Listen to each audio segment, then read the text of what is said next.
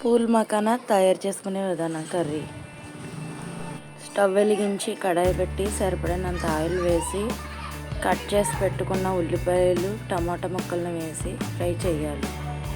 దానిలో పసుపు సరిపడినంత ఉప్పు వేసి ఉల్లిపాయలు టమాటా మగ్గిన తర్వాత గసగసాలు జీడిపప్పు కర్రీకి కావాల్సిన మసాలా దినుసులు అందులో వేసుకుని ఒకసారి కలుపుకొని స్టవ్ ఆఫ్ చేయాలి.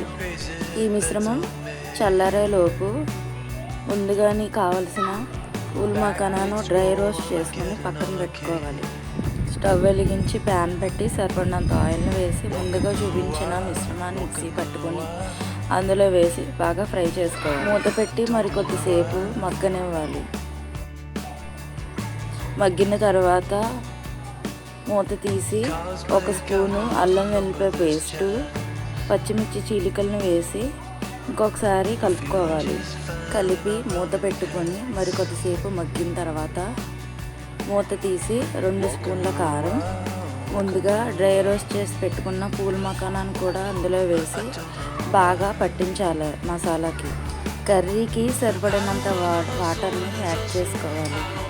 ఒక్కసారి ఉప్పు సరిపోయిందో లేదో చెక్ చేసుకుని ఈ టైంలోనే వేసుకుని బాగా కలిపి మూత పెట్టి దగ్గర పడే మధ్యలో కలుపుకుంటూ ఉండాలి.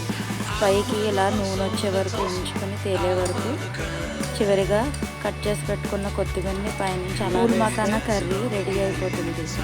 ఇది బగారా రైస్లోకైనా చపాతీలోకైనా చాలా బాగుంటుంది. ఎలా ఉందో టేస్ట్ చేసి చెప్తాను.